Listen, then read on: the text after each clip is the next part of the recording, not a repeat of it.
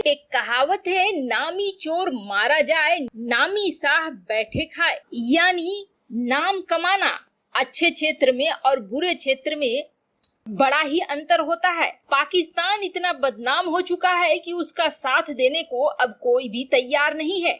अभी हाल फिलहाल में वर्ल्ड बैंक ने पाकिस्तान को भारत के मामले में दिया तगड़ा झटका। वहीं बड़ी खबर, सारी तैयारियों के बाद ताइवान पर चीन एक्शन नहीं ले पा रहा है, वो भी भारत की वजह से। कैसे, बतलाते हैं आपको। चीन और ताइवान के बीच में आ गया है भारत और राफेल ने तैयारी शुरू कर दी है लड़ाई की। आइए जानते हैं इन खबरों को विस्तार से। भारत पूरी दुनिया में अपना क्या स्थान रखता है, इसका अंदाजा आप ऐसे लगा सकते हैं कि ऐसा पहली बार होने वाला है अमेरिका के न्यूयॉर्क शहर में। अमेरिका के न्यूयॉर्क शहर में स्थित विश्व प्रसिद्ध टाइम्स स्क्वायर पर भारत के आजादी के दिन 15 अगस्त को तिरंगा फहराया जाएगा। ऐसा पहली बार होगा जब न्यूयॉर्क शहर के टाइम्स स्क्वायर पर तिरंगा दिखेगा। राम मंदिर के भूमि पूजन के दौरान टाइम्स स्क्वायर पर खुलकर अपनी खुशी का इजहार किया गया था। टाइम्स स्क्वायर पर बिलबोर्ड तक पर राम मंदिर नजर आने लगे थे। टाइम्स स्क्वायर के बिलबोर्ड दुनिया भर में काफी प्रसिद्ध हैं। अयोध्या में राम मंदिर का जैसे ही पूजन हुआ था, न्यूयॉर्क के टाइम्स स्क्वायर पर बिलबोर्ड पर भगवान राम के साथ राम मंदिर को दिखाया गया। इससे पहले वाशिंगटन डीसी में भारतीय समुदाय के लोग पारंपरिक कपड़ों में जश्न मनाते हुए भी दिखे थे। जहां एक तरफ भारत अपनी साख बना रहा है, तो वहीं दूसरी तरफ पाकिस्तान अपनी साख लगातार डुबोता जा रहा है। और कुछ ही समय में ऐसा लगता है जैसे कि कुछ ही दिनों में पाकिस्तान का कहीं अस्तित्व ही खत्म न हो जाए। पाकिस्तान को वर्ल्ड बैंक ने तगड़ा झटका दिया है। बैंक ने भारत और पाकिस्तान के बीच सालों से जारी जल विवाद में मध्यस्थता करने से साफ इनकार कर दिया है। वर्ल्ड बैंक ने पाकिस्तान को दो टूक लहजे में कहा है कि दोनों देशों के बीच किसी और तटस्थ को या किसी कोर्ट को नियुक्त करना चाहिए। इस विवाद में हम कुछ नहीं कर सकते।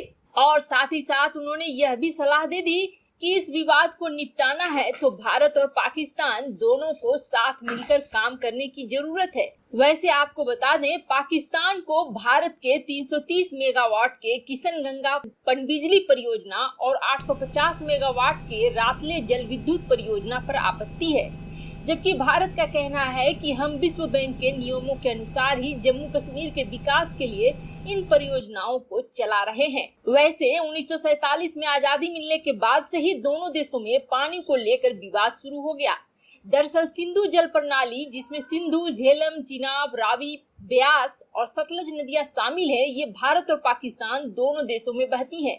और पाकिस्तान का आरोप है कि भारत इन नदियों पर बांध बनाकर पानी का दोहन करता है, जिसकी वजह से पाकिस्तान के इलाके में पानी कम आते हैं और सूखे का हालात बन जाता है। वैसे जब पानी को लेकर पिछले समय दोनों देशों के बीच विवाद ज्यादा बढ़ गया था, तो 1960 में वर्ल्ड बैंक के जरिए ही भारत और पाकिस्तान के बीच सिंधु जल समझौता हुआ था, लेकिन वो समय अलग था। आज भारत दुनिया में एक ताकत है और पाकिस्तान की कोई औकात ही नहीं रह गई है। ऐसे में कोई भी संगठन पाकिस्तान के साथ आकर खड़ा नहीं हो रहा है। चीन को एक बहुत बड़े मकसद में अभी रोक रहा है भारत, और भारत की तैयारी को देखकर चीन डरा हुआ है। कैसे, आपको बताते हैं आगे। पहले ये जानिए कि भारत में जो राफेल विमान आए हैं वो इस वक्त क्या कर रहे हैं। तो राफेल फाइटर जेट ने अपनी तैयारी शुरू कर दी है। राफेल हिमाचल प्रदेश के पहाड़ी इलाकों में रात में टेक ऑफ करने की प्रैक्टिस कर रहे हैं। इस दौरान फुल मोड में राफेल की टेस्टिंग की जा रही है। उसके सारे हथियार जैसे एयर टू एयर मिसाइल और एयर टू ग्राउंड मिसाइलों की भी टेस्टिंग की जा रही है, ताकि अगर एलएसी पर चीन के साथ हालात बिगड़ते हैं तो तुरंत राफेल को मोर्चे पर उतारा जा सके। वैसे इन विमानों को अभी एलएसी से दूर रखा गया है, ताकि स्काई चीन में पीएलए के जो रडार हैं वो इनकी फ्रीक्वेंसी को जान न पाए, क्योंकि अगर इनकी फ्रीक्वेंसी को जान पाएंगे तो उनके पास एक हथियार मिल जाएगा इसे जाम करने का। वैसे आपको बता दें, राफेल में फ्रीक्वेंसी बदलने की क्षमता भी है। ये पहले से प्रोग्राम किए हुए हैं और इस क्षमता को एक फीचर की तरह इस्तेमाल करते हैं। जब भी चाहे विमान चालक इसका फ्रीक्वेंसी अपनी आवश्यकता के अनुसार बदल सकता है। वैसे आपको बता दें, अक्साई चीन के पहाड़ी इलाकों में चीन ने अपने रडार स्थापित कर रखे हैं और ये रडार चूंकि अमेरिका के फाइटर जेट को ध्यान में रखकर बनाए गए हैं इसलिए अच्छे हैं, लेकिन भारतीय एविएशन डिपार्टमेंट का मानना है कि अगर एक बार लड़ाई शुरू होती है तो राफेल अपने एक अलग ही मोड में होगा। राफेल के 5 विमान भारत आ चुके हैं और आपको बता दें, वैसे राफेल की 2 भागों में तैनाती का विचार किया गया है। पाकिस्तान को काउंटर करने वाला भाग अंबाला एयरबेस पर तैनात हो सकता है, वहीं चीन को काउंटर करने के लिए पश्चिम बंगाल के एयरबेस पर इसे स्थापित किया जा सकता है।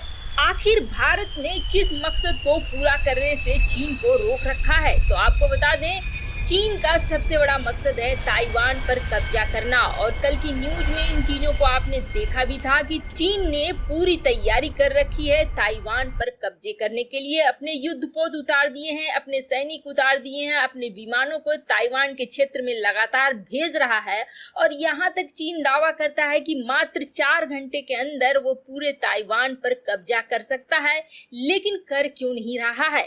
4 घंटे के लिए 40 महीने से क्यों इंतजार कर रहा है? तो आपको बता दें, इसकी सबसे बड़ी इस वक्त वजह है भारत। भारत की वजह से ताइवान पर डायरेक्ट हमला नहीं कर पा रहा है चीन। एक प्रसिद्ध मैगजीन है नेशनल डिफेंस, जिसका दावा काफी महत्वपूर्ण है और यह दावा बताता है कि किस तरह से चीन घबराया हुआ है भारत से। एक तरफ चीन की अर्थव्यवस्था की क्लास लगी पड़ी है, वहीं दूसरी तरफ कई मोर्चों पर चीन घिरा हुआ है। जहां एक तरफ भारत के साथ लद्दाख में भिड़ा है तो वहीं दक्षिण चीन सागर में जापान, ऑस्ट्रेलिया, अमेरिका और ताइवान के साथ घिरा है। चीन जानता है कि इस वक्त अगर उसने ताइवान पर हमला करा तो भारत और उसके सहयोगी चारों तरफ से उस पर हमला कर देंगे। हालांकि ताइवान की सीमा पर और भारत की सीमा पर दोनों ही जगह चीन अपनी सैनिकों की संख्या और अपनी ताकत को बढ़ा रहा है, साथ ही साथ युद्धाभ्यास करने की भी तैयारी कर रहा है और कई युद्धाभ्यास कर चुका है।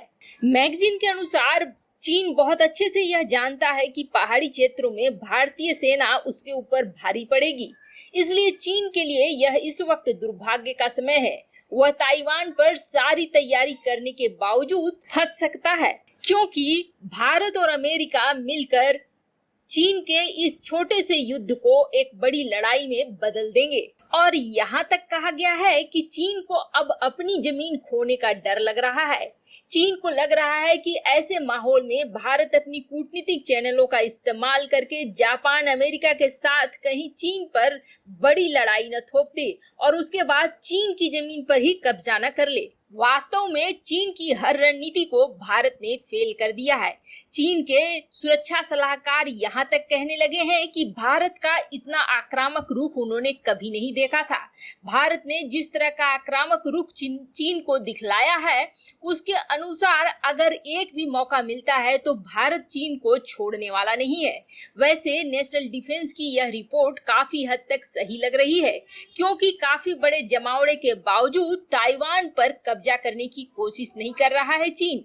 यहाँ तक कि डराने के लिए वीडियो जारी कर रहा है, युद्धाभ्यास कर रहा है और हथियारों को तैनात कर रहा है, लेकिन सीधे सीधे तौर पर हमला नहीं कर रहा है।